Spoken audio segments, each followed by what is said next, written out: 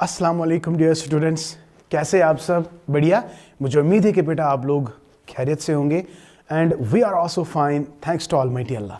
बेटा आज का जो वीडियो है आपको पता है कि after 3-4 days I am uploading this video because मैंने ऑलरेडी आपको कहा है कि आपका सिलेबस जो है वो जल्दी ख़त्म होने वाला है। आई mean to say I am going to complete your syllabus very soon. आप बेफिक्र रहे, इंशाल्लाह आपका सारा कवर होगा इंशाल्लाह। लेकिन थोड़ा बहुत आज हम बिज़ी रहते हैं, लाइक फ़ैब तक चलेगा सिलसिला ऐसा, फ़ैब मार्च तक ऐसा चलेगा, लेकिन तब तक आप लोगों का जो सिलेबस है वो इंशाल्लाह ऑटोमेटिकली कंप्लीट हो जाएगा। ठीक है, तो चलते बेसिकली हमारा जो आज का टॉपिक है that is problems of elementary education. आपको पता है इससे पहले जो हमने टॉपिक पढ़ा था that is need and importance, और नीड एंड इंपॉर्टेंस मैंने आपको कहा था we can explain it in terms of objective. So nice. तो अगर जाके कल जाके ना आपका एग्जाम आता है need and importance of elementary education, तो you can write objectives. Okay, तो लेकिन वहां पे टाइटल आपको देना है कि need and importance, but you can, मैंने ऑब्जेक्टिव्स आपको बताया, आप डायरेक्टली लिखोगे need and importance can be best explain by following objectives. Okay, I hope बेटा आपको ये मेरी बात अच्छी तरह से समझ आ रही है। तो आज का जो हमारा टॉपिक है कि what are the different problems of elementary education. तो प्रॉब्लम्स ऑफ एलिमेंट्री एजुकेशन क्या है? देखो, प्री प्राइमरी लेवल पे भी हमने बहुत सारे प्रॉब्लम्स को हाईलाइट किया था, लेकिन यहाँ पे भी हम उन्हीं प्रॉब्लम्स को हाईलाइट करेंगे। और हाईलाइट क्या करना है भाई, आपको पहले कंपोनेंट्स ऑफ एजुकेशन को समझना है। एम्स को लेकर प्रॉब्लम है, करिकुलम को लेकर प्रॉब्लम है, मेथोडोलॉजी को लेकर प्रॉब्लम है, टीचर को लेकर प्रॉब्लम है, स्टूडेंट को लेकर प्रॉब्लम है, एनरोलमेंट की अगर हम बात करेंगे प्रॉब्लम है, प्राउजन जो है नहीं है, universalization of education problem he problem है। तो बहुत सारी प्रॉब्लम्स है और सारी प्रॉब्लम्स जो है आपके साथ डिस्कस करेंगे इस वाले लेक्चर में। तो आप जुड़े रहे अपने शाहिद सर के साथ। तो अगर अभी तक आप लोगों ने मेरे चैनल को सब्सक्राइब नहीं किया तो जल्दी से मेरे चैनल को सब्सक्राइब करो और साथ ही में hit the bell icon so that you can get my latest updates and lectures. Thank you, may Allah bless you. तो चलते बेटा आज के लेक्चर की ओर।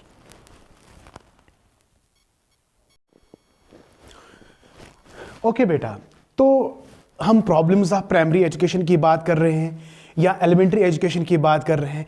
अभी मैंने कहा कि जो हमारा एजुकेशन स्ट्रक्चर है, लाइक जितने भी कंपोनेंट्स हमारे एजुकेशन सिस्टम में हैं, अगर हम एम्स की बात करेंगे, करिकुलम की बात करेंगे, टीचर की बात करेंगे, मेथड्स की बात करेंगे और इंफ्रास्ट्रक्चर की बात करेंगे, इन सारी चीज़ों में अगर आज हम देखेंगे प्रॉब्लम ही प्रॉब्लम है।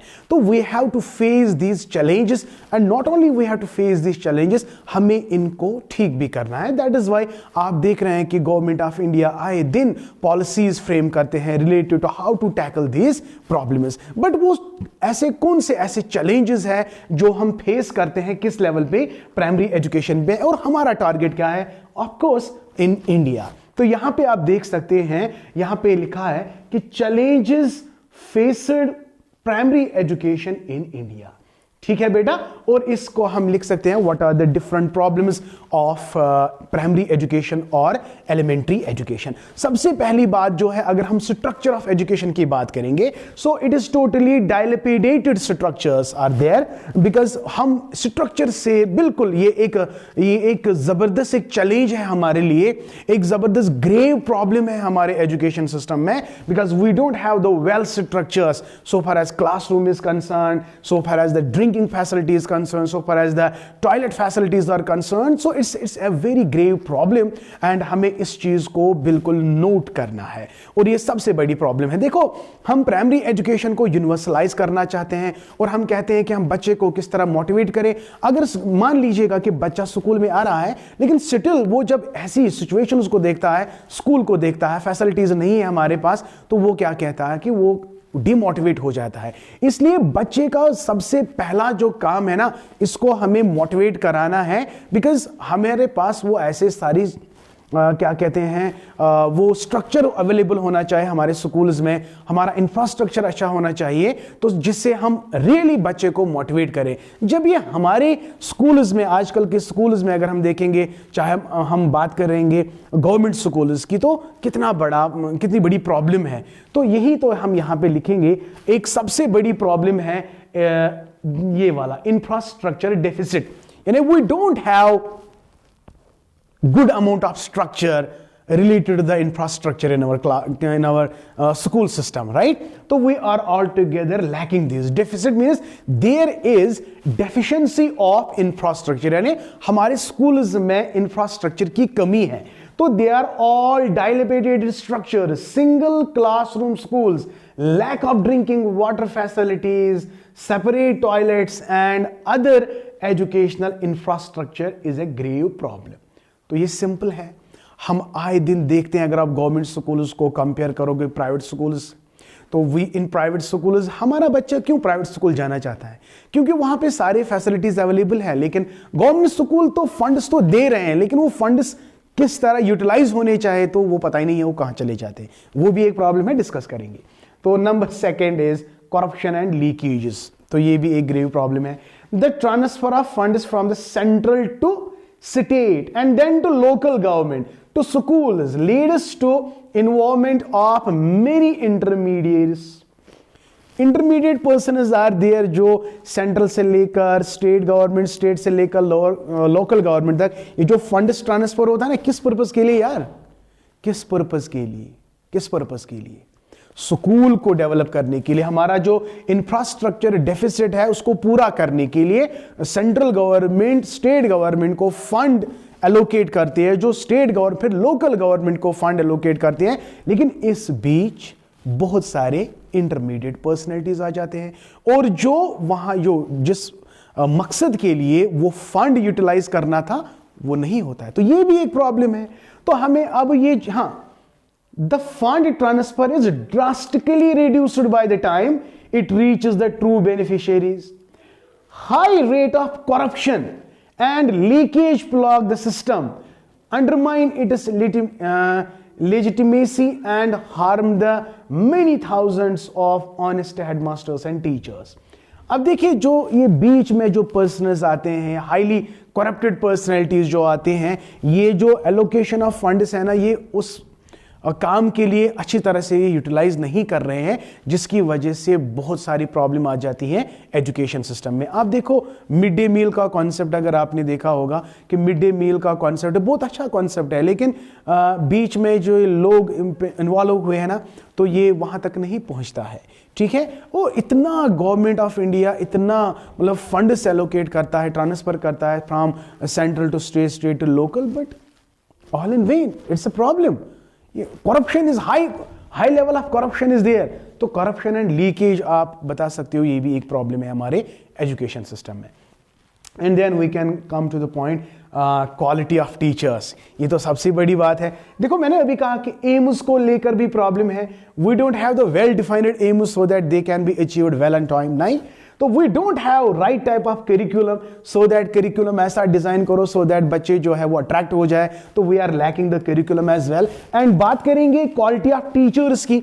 अगर हम देखेंगे, देखो, lack of well trained, skilled and knowledgeable teachers which provide the foundation for a high quality education system. We are lacking that well trained and skilled. Knowledge ही काफी नहीं है. अगर आप कहोगे कि भाई नॉलेजेबल पर्सन होना चाहिए, लेकिन अगर वो स्किलफुल नहीं हुआ, टीचर का काम है ना कि बच्चों को किस मोटिवेशन से पढ़ा रहा है. अगर हमारे पास नॉलेज कम है लेकिन हम बहुत सारे स्किल्ड फुल है, तो हम थोड़ा बहुत इस नॉलेज अपनी जगह इंपॉर्टेंट है, लेकिन स्किलफुल भी होना बहुत ज्यादा इंपॉर्टेंट है. तो दोनों चीजें ऐड होनी है. एक तो टीचर वेल ट्रेन्ड होना चाहिए, स्किल्ड होना चाहिए, नॉलेजेबल होना चाहिए, और तब जाके हम अपने एजुकेशन सिस्टम में ट्रांसफॉर्मेशन ला सकते हैं. Otherwise it is damn impossible, right? क्योंकि जो भी एम है ना वो अचीव होगा, करिकुलम अगर ऐसा होगा वो अचीव होगा, लेकिन अचीव करने वाला जो होगा ना वो बंदा, that is a teacher my dear, that is the teacher. तो टीचर में सारी क्वालिटीज होनी चाहिए. He must know the aims, curriculum and methodology by which he can transform this system. I hope it is clear to you. Or number next, teacher shortage and poorly qualified teachers are both cause and effect of poorly paid and managed teaching cadres, right? तो ये भी एक teacher shortage क्यों होती है? क्योंकि हमारे schools में हैंडसम सैलरी की वजह से लोग जो है वो स्कूल प्रेफर नहीं करते हैं. तो दैट इज वाई. और poorly qualified teachers are both. अगर एक तो teacher shortage plus poorly qualified teacher, ये दोनों काज है हमारे एजुकेशन सिस्टम में. ये दोनों ही प्रॉब्लम क्रिएट करते हैं.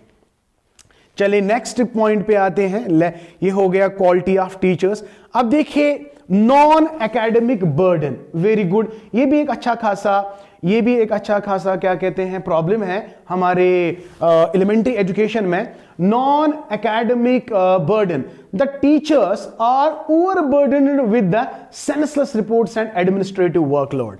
देखो टीचर का काम है पढ़ाना, तो अननेसेसरली उनको टीचिंग से निकाला जाता है और एडमिनिस्ट्रेटिव काम के लिए लगाया जाता है। तो टीचर जो होता है ना वो डिमोटिवेट होता है। वो जब टीचर ही डिमोटिवेट होगा वो क्या बच्चों को पढ़ाएगा यार।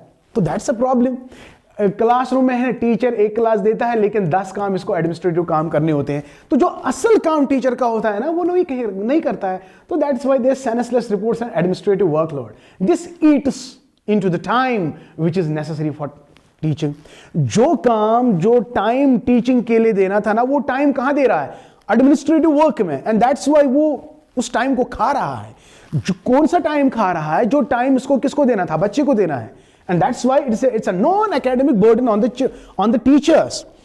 Teacher, it's a process by which a mature person gives instruction to the less mature person.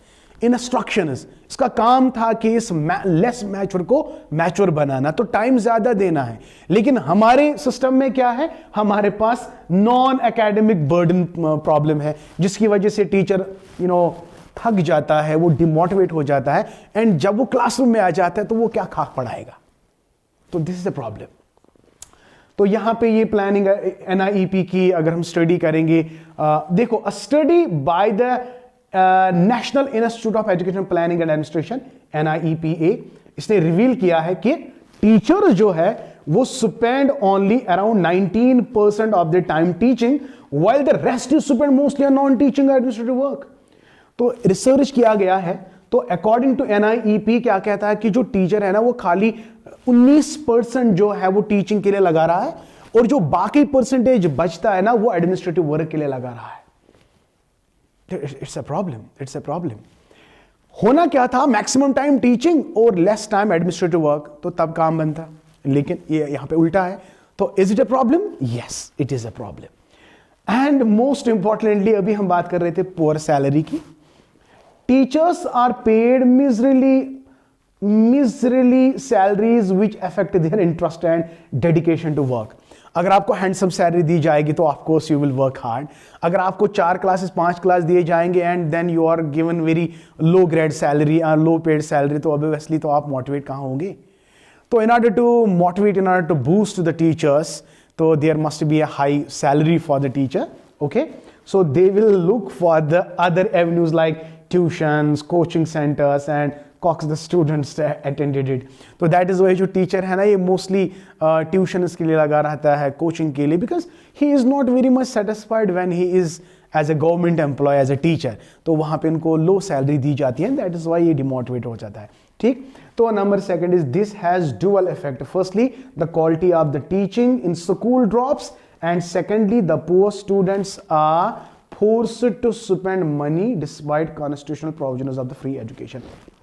Okay, यहाँ पे ज़्यादा डिस्कस नहीं करेंगे, ये आपको सिमिलरली अगर आप इतना याद रखेंगे तो काफ़ी है. इतना अगर काफ़ी है, काफ़ी क्या है कि प्रॉब्लम क्या है, पुअर सैलरी, किनकी, टीचर्स की. तो टीचर्स को अगर पुअर सैलरी दी जाएगी तो उनका इंटरेस्ट नहीं रहेगा, तो ये भी एक बिगेस्ट चैलेंज है हमारी कंट्री का. तो अगर हम टीचर्स को सैलरी बढ़ाएंगे तो वो ऑटोमेटिकली मोटिवेट हो जाएंगे और हम अपने एजुकेशन सिस्टम में जो है चेंज ला सकते हैं. ठीक, ओके, तो कमिंग टू द नेक्स्ट. हाँ, एग्जैक्टली तो ये भी एक, हाँ लास्ट में आएंगे लाइक यस. तो ये सारे पॉइंट्स जो हम यहाँ पे डिस्कस करेंगे, यहाँ डिस्कस कर रहे हैं, आप इन्हीं पॉइंट्स को हाईलाइट करेंगे और इंशाल्लाह आपका अच्छा खासा क्वेश्चन ये बन जाएगा. ठीक है, आपको टेंशन लेने की जरूरत है. Teacher absenteeism. Absence of teachers during school hours is rampant. The lack of accountability and poor governance structure add to the woes.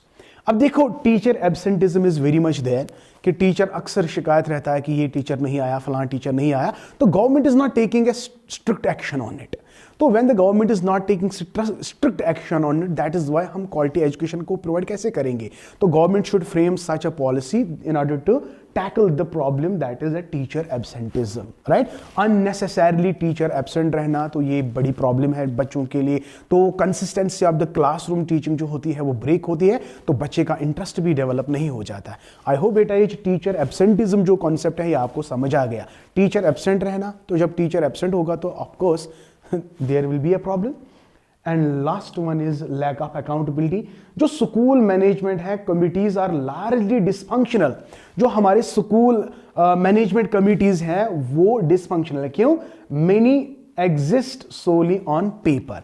Parents are often not aware of their rights and if they are, it is difficult for them to make their voice heard. तो जो school management है वो कहते हैं कि हम बच्चों के लिए ये करेंगे, बच्चों के लिए ये करेंगे, ऐसा करेंगे। इवन टीचर्स को छोड़ो, एडमिनिस्ट्रेटर को छोड़ो, पेरेंट्स को पता ही नहीं होता है कि मैनेजमेंट का काम क्या होता है। अगर हमारे बच्चे में प्रॉब्लम है तो we should raise the voice. तो ये सारी चीजें वहां पे नहीं है। तो सिंपल सी बात है, एडमिनिस्ट्रेशन जो है या मैनेजमेंट बॉडी जो हमारे प्राइमरी स्कूल के हैं, एलिमेंट्री, वो भी वहां पे फैसिलिटीज उतनी ज्यादा नहीं है, तो there is lack of accountability, right? And जाहिर सी बात है अगर ऐसी चीजें रहेंगे तो हाई ड्रॉप आउट रेट्स होंगे। The drop out rates in schools specially girl is very high, देखिए। And many factors like poverty, patriarchal mindset, lack of toilets in schools, distance to the school and cultural, बहुत सारे ऐसे चीजें हैं जो बच्चे को डिमोटिवेट करते हैं।